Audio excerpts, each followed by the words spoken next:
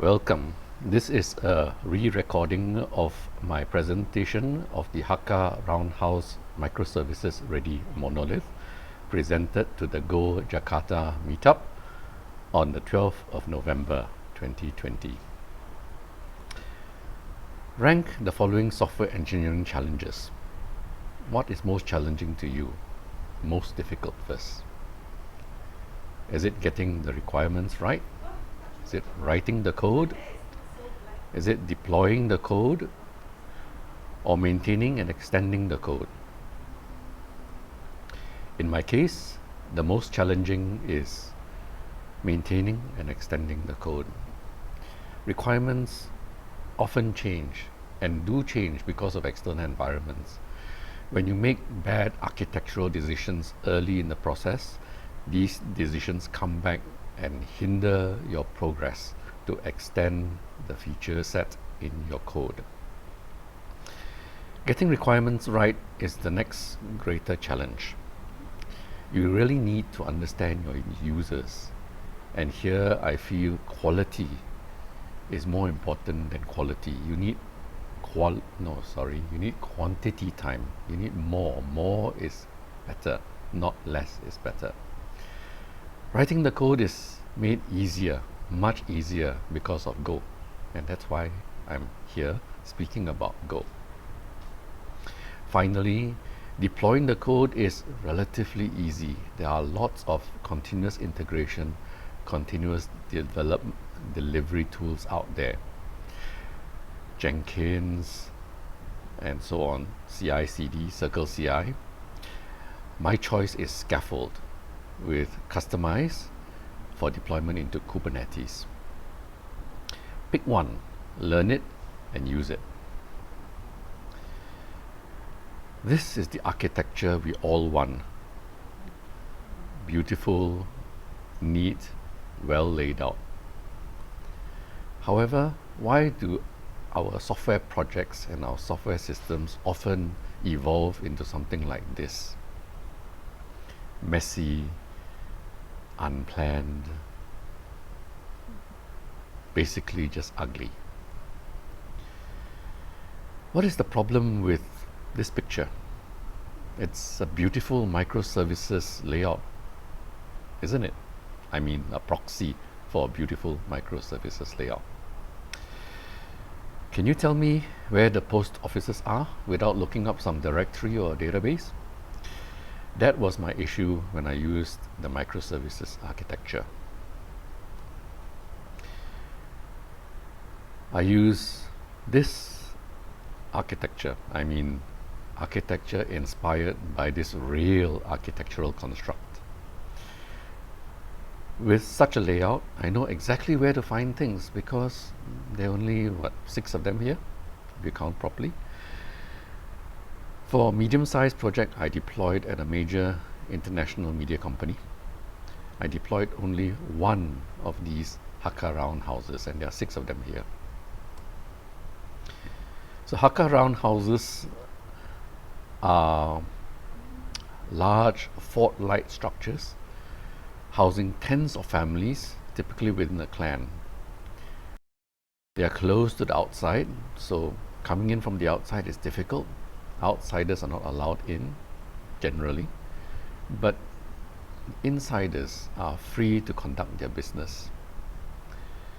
Issues within an individual house, and many families live within an individual house, large house, are easily solved. They bring the matter to the clan chief, and the clan chief's decision is final. Done. However, issues across roundhouses are less easily solved. Well, they are different roundhouses after all, led by different clan chiefs. What are the pros and cons of software monoliths?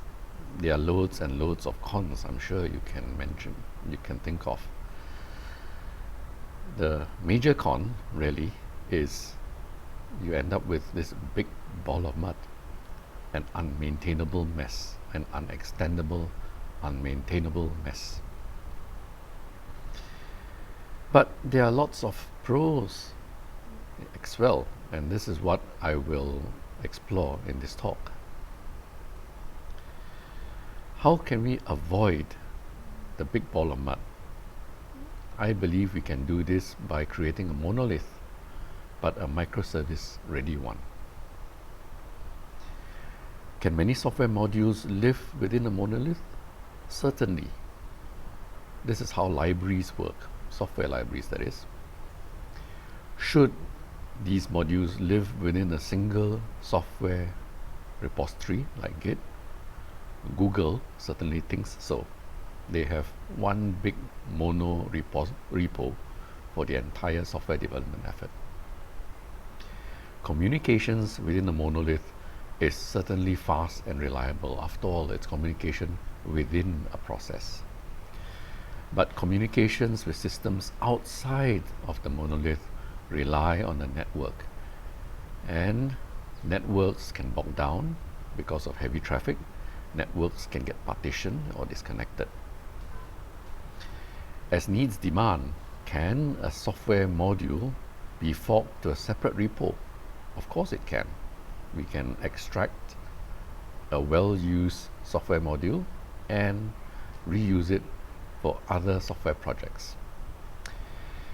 Can we build microservice-ready monoliths? I think so. I believe so. And I've done so in a project which I've implemented almost 2 years ago. Go has concurrent Go routines which use channels to communicate between them. This helps greatly in creating microservice-ready monoliths. So let's talk about a traditional monolith. Here is a main function that calls a sum function.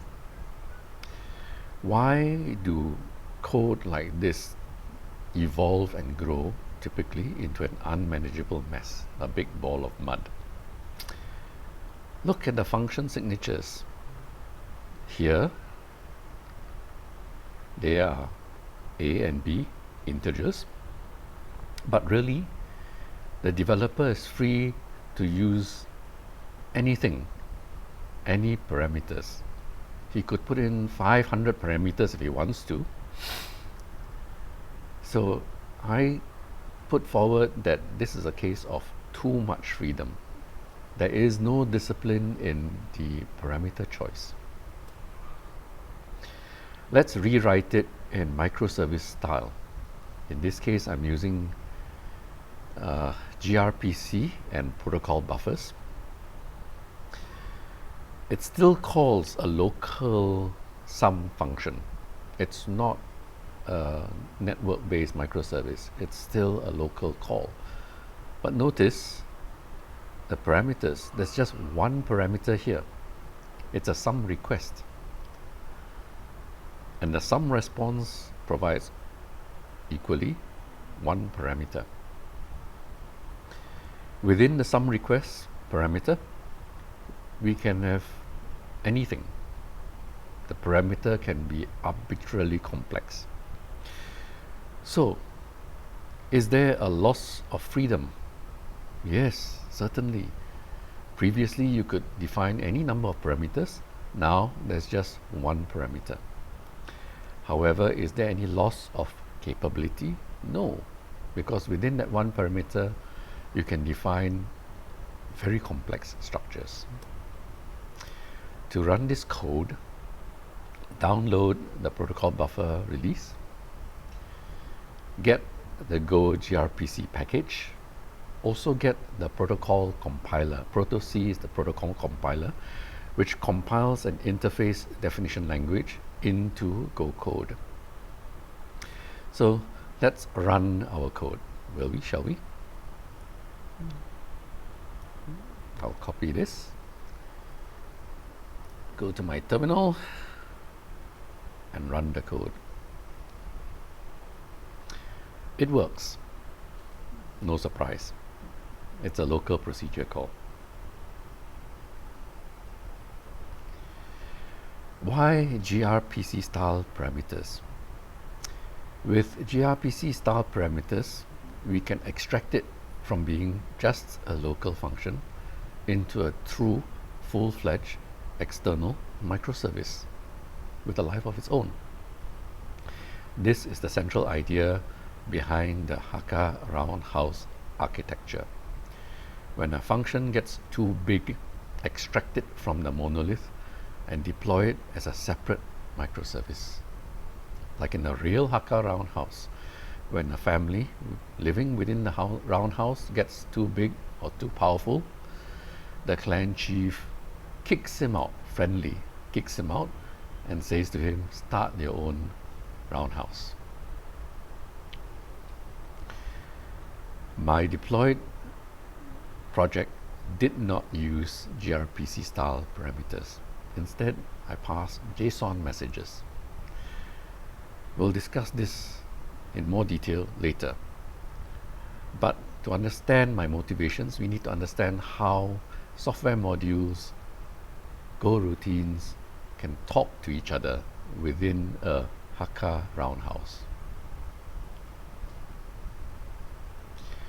We've already seen the local procedure call. It's very fast, it's very efficient. Let's run this thing. Yes, it works. It's well suited for communications within a function group, or think of it as a family living inside a Hakka Roundhouse unit. A function group is, think of it like a group, a department, an engineering function group, for example. Within the engineering team, there could be the user interface, user experience group, the front-end developers, the back-end developers, the quality assurance, and the test engineers. So communication within a function group is best served by local procedure calls, and it can benefit from the great flexibility, and because the groups tend to be well managed and small, this doesn't grow into a big ball of mud. It's constrained within the group.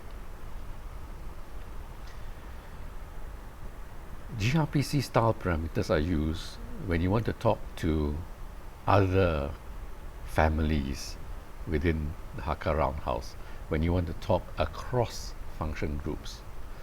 Here, the formality of the interface, the contract, helps in making sure that it doesn't devolve into a mess.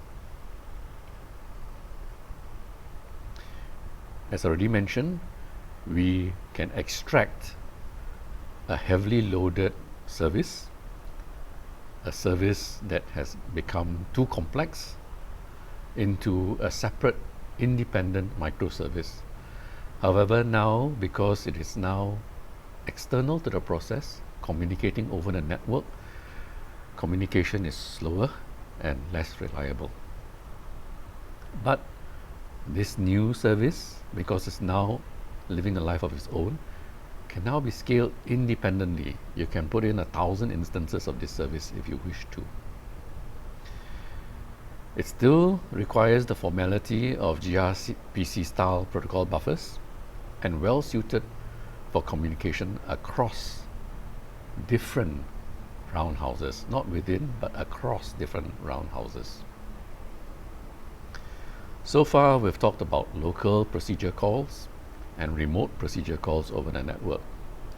This is similar to a telephone call when two people wish to communicate.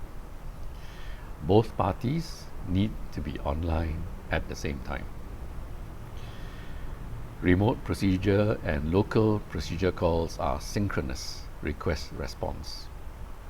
However, software modules can also communicate in a WhatsApp group or email style. Event sourcing and event-driven systems are message-driven, much like email systems. So let's talk about messaging within the Hakka Roundhouse concept. We can publish and subscribe in generally two ways. The first is loudspeaker style. Just shout out the message. If no one is there to listen to the message is lost. The other style is WhatsApp group style. You can message the group and a history of the messages is maintained.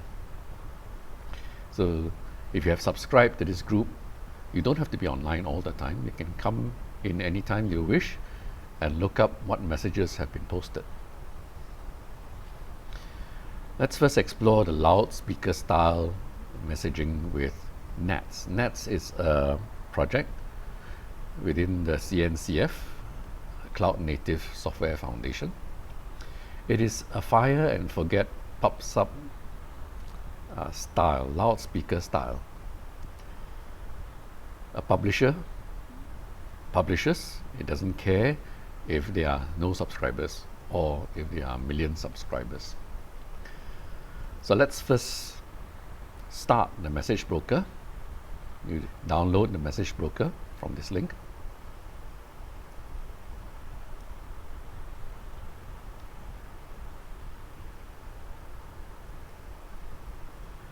And the NAT server is started.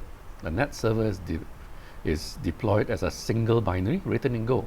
Beautiful. Starts up very quickly, as you saw.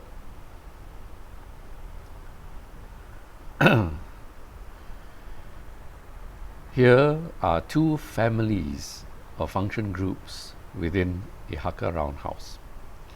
The first function group is the sum service. It's a service that adds two numbers. And the second service is a load generator service. They are sitting within a single main function, and because these are Go routines, you need a select to wait forever, because if you don't have this select statement, the main function exits and all the Go routines are garbage collected and terminated. So what load generation does is simply generating random numbers for the sum service to add together.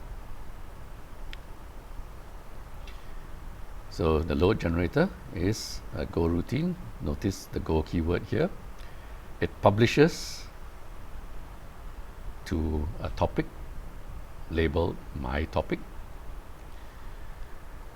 and all it does is create two random numbers and publishes them through that sum request every 3 seconds. The sum service is also a Go routine, but is not obviously a Go routine. The reason being, the C subscribe client function within the client library creates a Go routine which runs this particular function, and that particular function, that function prints the sum of two numbers. Let's run our NATS enabled Hakka Roundhouse monolith.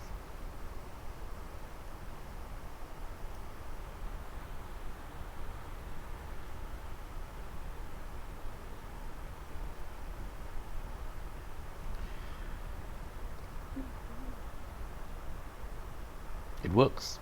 Of course it does. So here the load generator is publishing random numbers, and the sum service are adding them up. What do you think will happen if I stop the NATS server? Let's do that. The NATS server has shut down. The load generator is still publishing. No one's there to listen, but it continues publishing. Let's restart our NATS server and let's see what happens. Oh, what happened here? Obviously, there's a memory of some sort. The past messages got delivered to the sum service.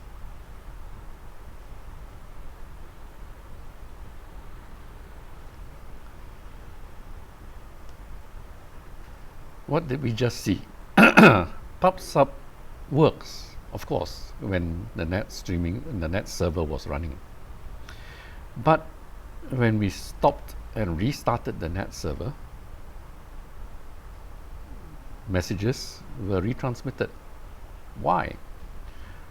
Well, When the Nets client within LoadGen could not reach the server, it saved those messages in memory. When it could again connect to Nets, it republished, it published to the server those saved messages. This is workable for short outages, but it's likely to run out of memory for longer outages, and it's also unreliable. Do not depend on this mechanism for any real outage, other than an outage of a few milliseconds or microseconds.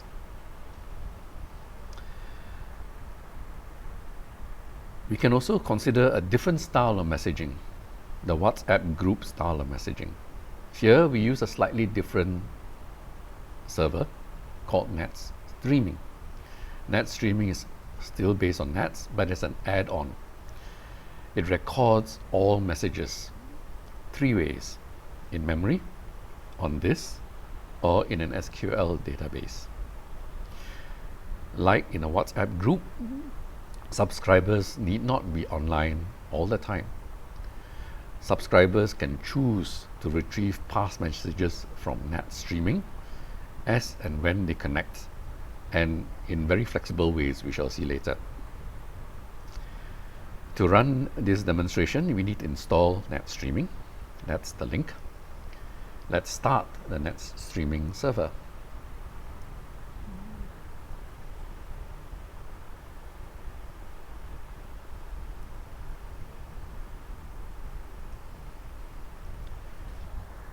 Nets Streaming, like Nets, is a single binary.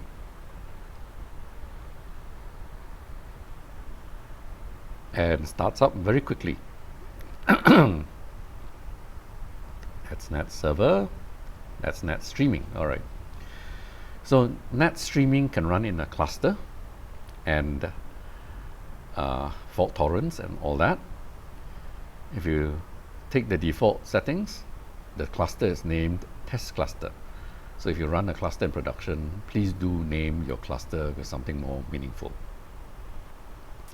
As you can see, it is based on Nets. Nets Streaming is only at version 0.18, but Nets itself is mature at version 2. Here's the difference. It's trying to recover state from disk, from SQL database, or from memory. Obviously, you can't recover state from memory after you power down because, well, it's memory, it's volatile. So in this case, for this demonstration, there is no recovered state. By default, it allows 100 channels, 1,000 subscriptions. Depending on the storage you have on this, the number of messages and the number of bytes can be unlimited. The age of messages and the inactivity of the subscriber client can be unlimited in this case, as shown in this case. And the streaming server is ready. Let's look at the load generator with Nets Streaming. Looks very much the same. It publishes to a channel called My Topic. But now, instead of some requests being protocol buffer gRPC style, it's JSON encoded. And it publishes this JSON encoded message payload every 3 seconds, just like before. There's a typo here. It's some service, not the sub service, although it's a subscriber. That's why I made the typo. The subscriber is defined like this. It runs this function. But the interesting part here is there are many options to this subscriber. In this case, there's this durable name option which says to the Nets Streaming server, please remember who I am. I'm called some service. And please remember what messages you have delivered to me and what messages I have acknowledged receipt of. And when I come back next time, give me only the new messages. Other Subscription options include deliver all available messages and a host of other options which we'll discuss in a while. As before, we have the sum service and the load generator service, but now it's using WhatsApp style communications within one Hakka Roundhouse. Let's run the code.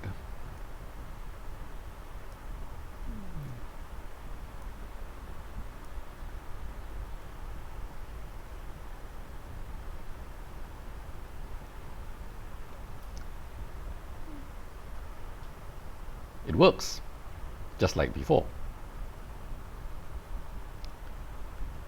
And notice that my topic is created on the fly. Let's stop the system and edit the file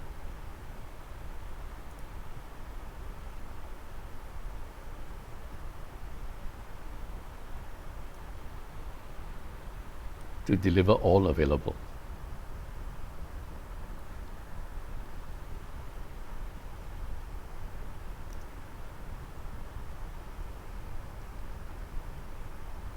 I use Vim. I like Vim.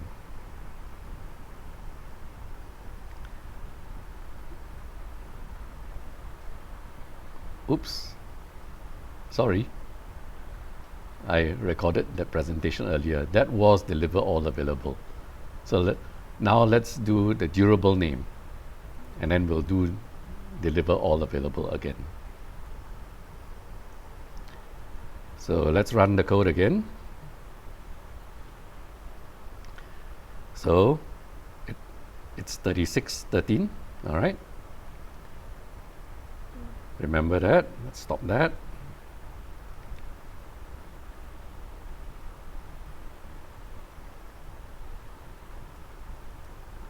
Now let's deliver all available.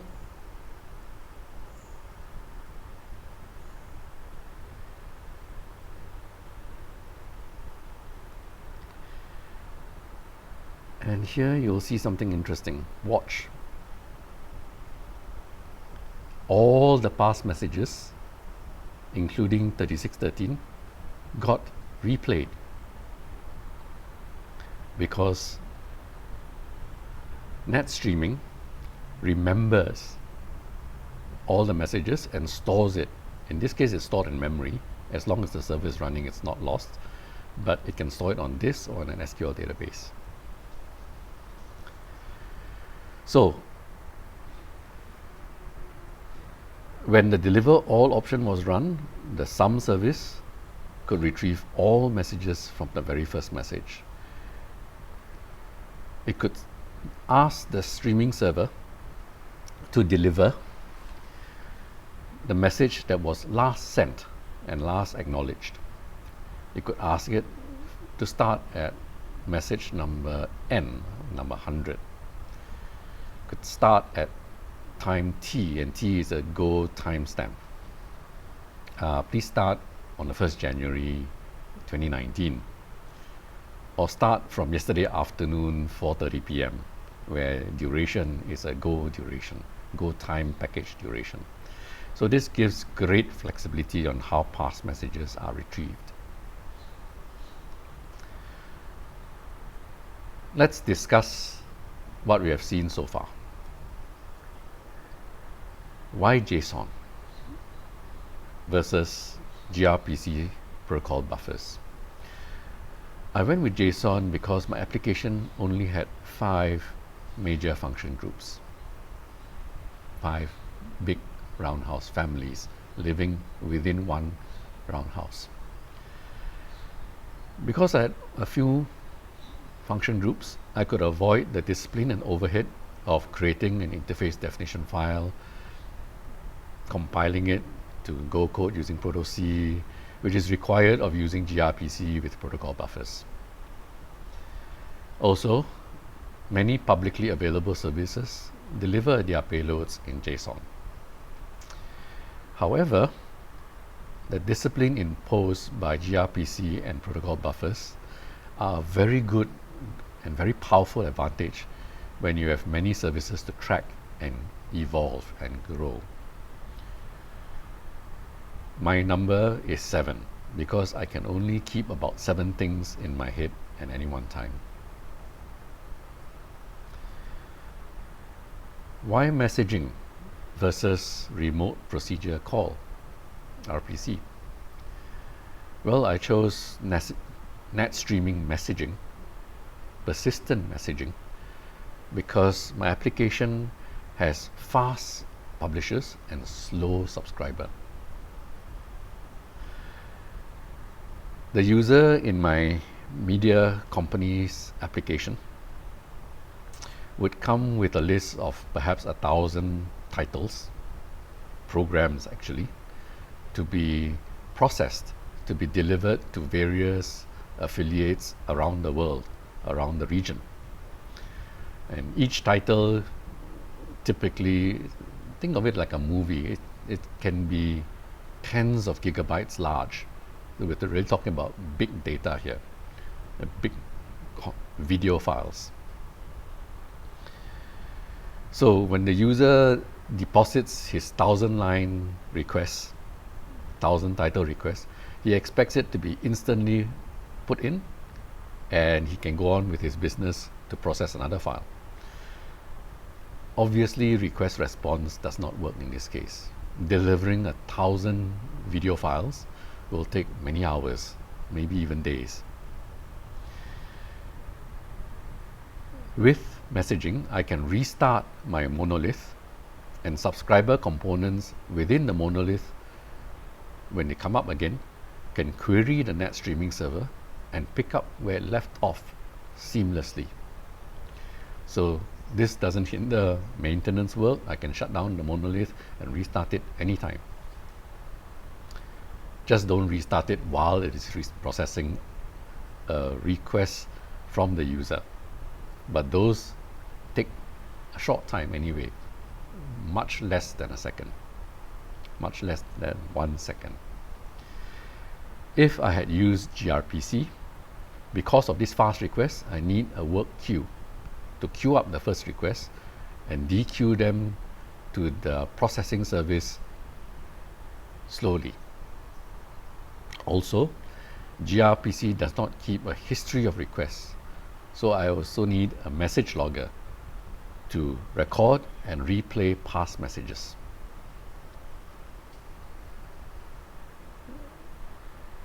Let's go back here.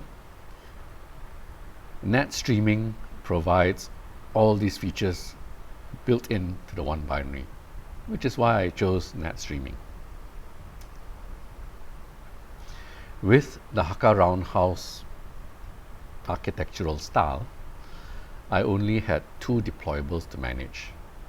First, my application binary, and second, not even my own binary, but the net streaming server binary. So far, my application with this media company has been running for the past 18 months with many requirements added on, new capabilities added on, and the number of deployables still remain as 2. So it works. None of the function groups needed to be extracted as a microservice, but I'm comforted that when the day comes, I can easily do it. With microservices, I would have to maintain at least 6 deployables. Why? 5 function groups and a net streaming server, 6. If you go all the way microservice and make each function within a function group a microservice as well, I would have more than 30 different deployables to track and maintain. This is the microservice sprawl you want to avoid. Let's talk a little bit about continuous integration and continuous delivery. I use Scaffold, which is written in Go, and Customize, which is also written in Go but is now part of the kubectl or kube control binary, that connects to a Kubernetes cluster, also written in Go. The command line I use is scaffold -p prod run. The dash or -p stands for profile. And I've defined a production profile. You can define a profile for staging, for tests. You can define as many profiles as you want. And this command compiles my Go code, which compiles very quickly. Thank you, Go. It creates a Docker container and puts my Go binary into a Docker container. I use the from scratch or empty container. So it's really tiny, it's really small, about 10 megabytes. It version tags the Docker container with the git commit tag. So each container image is tracked uniquely. It pushes it to a Docker registry. In this case, I use the Docker registry, private Docker registry with my media client, media industry customer. But for local development, I also have a local registry. So when I push this registry using Scaffold, it's really, really fast because it speaks over localhost. It creates a deployment in my client's Kubernetes cluster for two things: the application binary and the net streaming server as well. It checks that the correct versions are spun up and even shows you the log as they spin up. As usual, my code is freely available and downloadable from GitHub.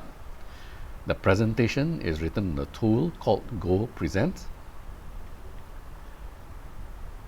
And thank you.